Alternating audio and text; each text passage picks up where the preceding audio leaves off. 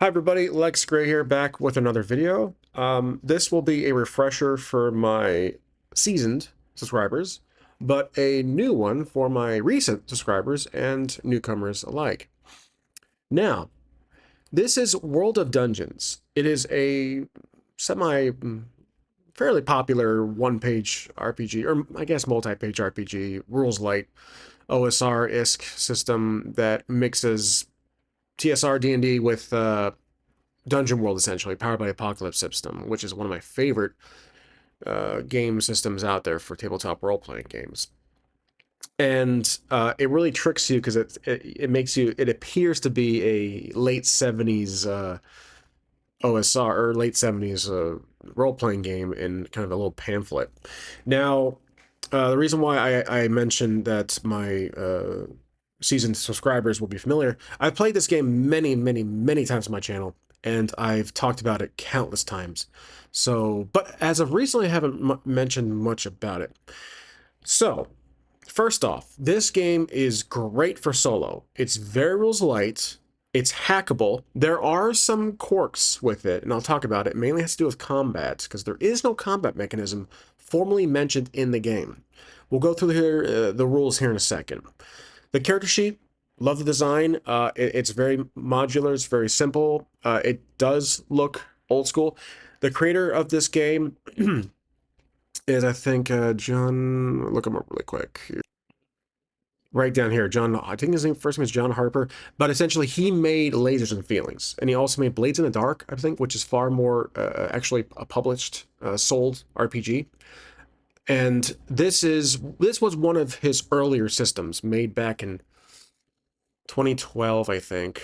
The edge page says 2012, but it was updated in 2020.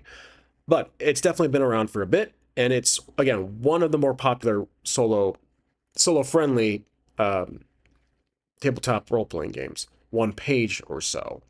Now, the rules are very light.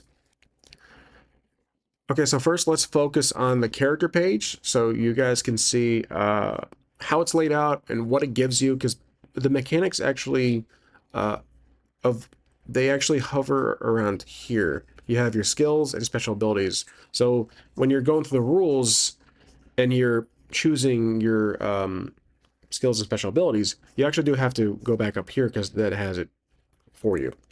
Now, it has the usual 6 attributes. We're all familiar with: strength, dexterity, constitution, intelligence, wisdom, charisma. You got your name, you got your class, you got your level. You have weapons, equipment separated into 2 sections, and then you have notes for your character, for your class specialties. And then you have armor, which is actually these little circles you can fill in or write the number in. You have total armor, and then you have your hit die and hit points, which are based on your hit die.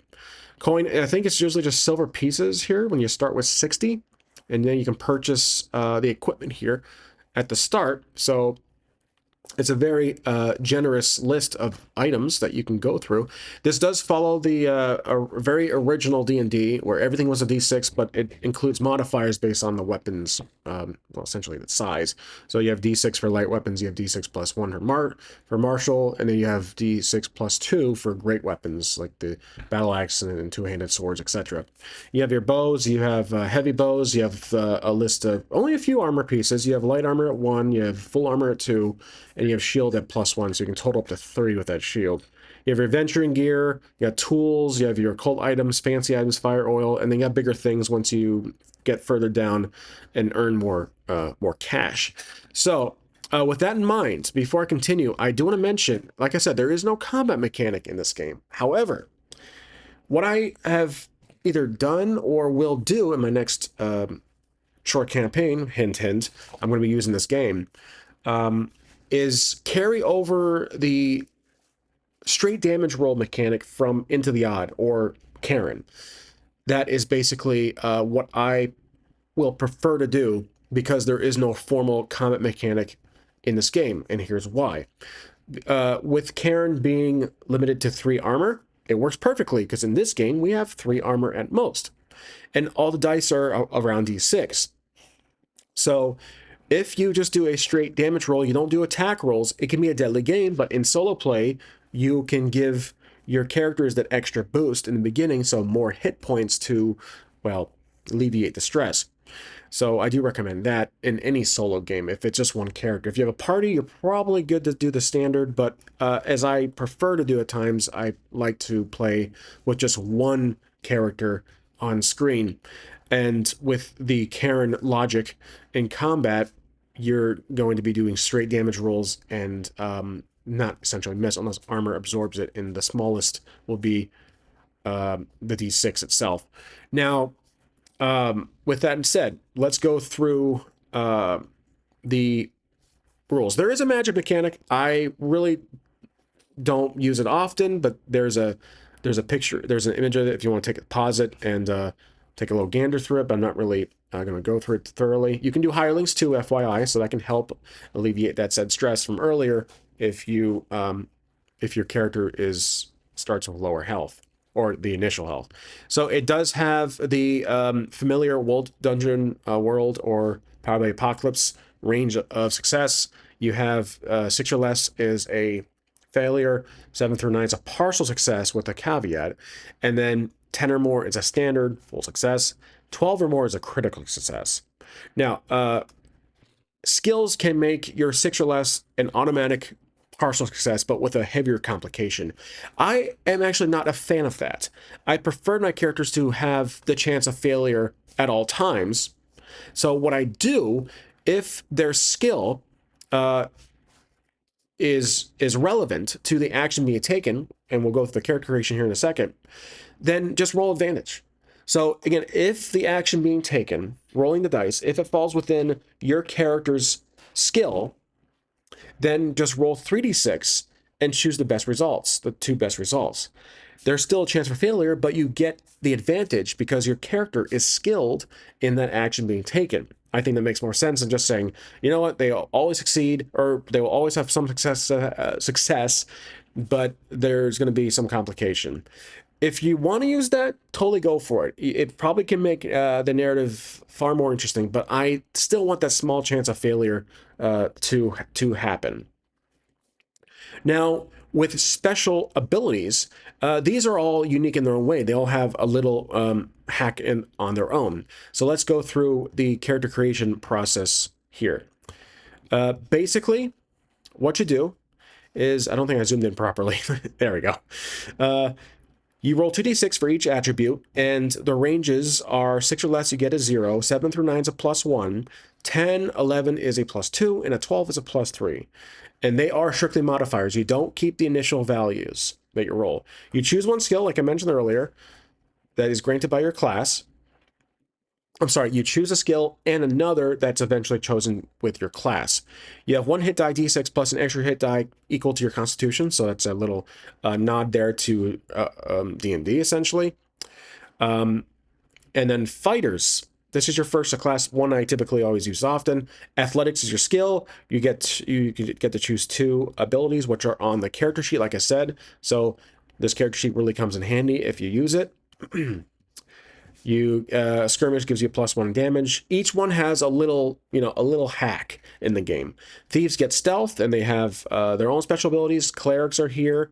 Gets decipher and heal, so you get 2. Wizards get lore, and then rangers get survival. So like I said, each class has options to choose from, or you can make your own. Like it says there, there's some expendability. Now, like I already talked about, the actions you can take, the rolling the dice, is basically when you attempt something risky, you roll 2d6, you include a relevant modifier or attribute, and you fall within these ranges here. We already talked about that. 6 or less is a miss, 7 through 9 is partial, 10 is a full success, 12 or more is a critical. So you can obviously affect the narrative there. And then skills is that, like I said, it's just, if you qualify, you can keep that roll, but in my house, I rather just have it be an advantage roll. Because I do like advantage rolls in 2d6, which is something I also used in kind of a half hack, half including the rules with Maze Rats. So this game does kind of have that shared mechanic there. And then there's a Die of Fate, which I don't really use, to be honest with you. But it is something common in a lot of games. So there's the page that encompasses all the rules. So technically, if you're looking at it from a rule standpoint, it is a one-page RPG. But your character sheet is one whole page with 2 character sheets essentially in it. And then you have leveling. So it's a two-sider. If you print the character sheet separate, you do a flippable double-sided print, you have XP and levels. This is fantastic. This is something great that extends the life of a one-page RPG. You have a leveling system, and it's fixed. Everything is based on level, as you can see. We have, you can get a boost with your hit die, you can get skill increase, you can get attribute increase, ability increase, and then even extra damage. All on the total here. So very OSR, very friendly with older systems, and I think you can bring over older monsters, actual old bestiaries with the older TSR era games, and just to do a little conversion. So these are all names you can choose from. I've used these names before, not a lot of them, but I have. And that is essentially World of Dungeons, which is a one-page hack by Harper, John Harper, J.S. Harper, who is the same gentleman who made Lasers and Feelings, which is one of the most popular one-page RPGs, but it's more for a great little party night, one quick session. So, yeah. Anyways, leading up to my next few videos, I'm going to be doing a dungeon crawl, surprise, surprise, but not only with World of Dungeons, but a multi-level dungeon crawl. This is something I have yet to do, I think, at least not enough of. A multi-level dungeon crawl. So my character, be one character, I'm going to have a World of Dungeons character made, not using this character sheet, but this one. So I found this one here, a very lonely itch page here. I will put a link down below. It is the World of Dungeons index card size character record, character sheet, essentially. I love it. So here's what it is. It includes everything you need, but it does not list the spell skills or special abilities. You have to use the actual rules from that. But I love the design. It is very old school, very clean, and it can fit on a, let's see if I have nearby here. Yep, a 5x8 or smaller. I already printed it, and I will be making the character in the first episode, which will most likely be episode 1, not an episode 0, just being a one-shot dungeon crawl. But there it is, a printable on a little index card. So love that. Again, just print the modifiers on there. Skills and special abilities can all fit in that little area, and your equipment and treasures.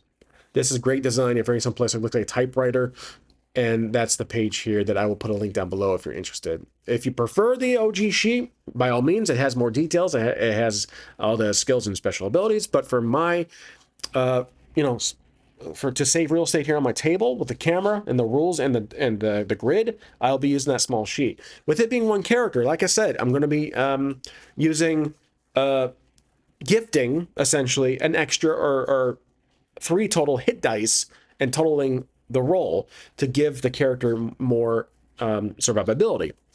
But I will be using the Karen combat logic into the odd, where you just roll damage. You do not include, you don't have an attack roll. You can't miss. Now, I always forget the name of this game, but there is a game out there that when you, it is a straight damage roll. I think it's Nimble. I could be mistaken on that, but it, Books, Bricks, and Boards talked about it. It's straight damage roll, but all rolls of 1 are a miss. I like that. I might do that depending on the scene. So let me know what you guys think about that. It's a straight damage roll, but you can miss based on the actual damage roll. And like I said, bringing the armor from Karen over, the logic where it's only up to 3, is perfect. One of my favorites. Makes the game deadly enough, but you can soak some damage. So there you go. A 14-minute video on a 1 or so page RPG, but also more of a preview for my next video, next stream of videos. That will be a multi-level dungeon crawl. My character solo will be dungeon diving down into the abyss, trying to do whatever he's doing. I'll obviously think of the story momentarily, but that is my plan. So as always, I appreciate everyone watching, and I will see you next time. Thank you for watching.